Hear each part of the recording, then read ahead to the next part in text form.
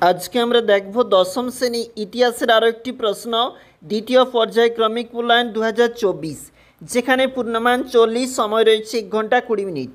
দেখো কি রয়েছে প্রশ্নে। আমরা শুধুমাত্র উত্তরটা আলোচনা করতেছি। ঠিক উত্তরটি বেছে নিয়ে লেখো 1 গুণ 10। 1857 সালে বিদ্রোহকে প্রথম স্বাধীনতা যুদ্ধ বলেছিলেন বিনায়ক দামোদর সাভারকর। জমিদারি সভা গড়ে উঠেছিল জমিদারদের স্বার্থ রক্ষার জন্য। দেখো, একের দাগে 3-এর সঠিক উত্তর হবে সন্ন্যাসী ফকির বিদ্রোহ। 4-এর সঠিক উত্তর হবে সন্দেশ। 5-এর দাগের উত্তর হবে প্রশাসনিক সুবিধার্থে। 6-এর দাগের উত্তর হবে বিজ্ঞান ও কারিগরি শিক্ষার প্রসারের উদ্দেশ্যে। 7-এর দাগেরটা হবে প্রকৃতি ও মানুষের সমন্বয় কেন্দ্রিক।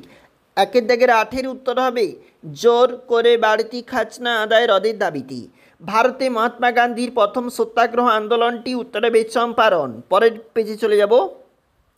এটা হচ্ছে আমাদের 2 নম্বর পেজ, যেখানে দেখো কানপুরে ভারতে কমিউনিস্ট পার্টির জন্ম 1925। এরপরে কিন্তু আমাদের একটা স্তম্ভ মিল রয়েছে, তোমরা অবশ্যই দেখবে। এবং নেক্সট রয়েছে মানচিত্র। এবং 3-এর দাগের যে প্রশ্নপত্র, যেগুলি 2 মার্কের জন্য অবশ্যই গুরুত্বপূর্ণ। এবং এছাড়াও রয়েছে 4-এর দাগের যে প্রশ্নপত্র, যেগুলো কিন্তু 4 নম্বরের জন্য গুরুত্বপূর্ণ। এবং বিভাগ ওতে যে প্রশ্নপত্র রয়েছে, সেগুলি অবশ্যই 8 মার্কের জন্য তোমরা দেখবে। দশম শ্রেণী ইতিহাস প্রশ্নপত্র।